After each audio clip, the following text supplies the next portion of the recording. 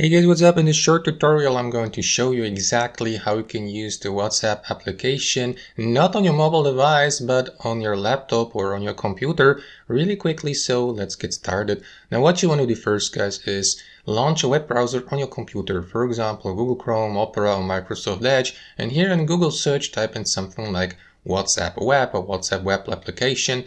And simply select the first entry you see, WhatsApp web. So guys, what you want to do next is link your WhatsApp account from your mobile device with your account here on your computer, on your laptop. And this is how you can do that. There are basically two different ways how you can do that. You either scan this QR code here on the next page with your mobile device, or alternatively, you follow these instructions here. Click on a link with phone number here down below. And what you want to do after that, guys, make sure that you submit your phone number you would like to link here. And after that, WhatsApp will ask you to copy and to paste that one-time verification code here. You may also write it down or memorize it.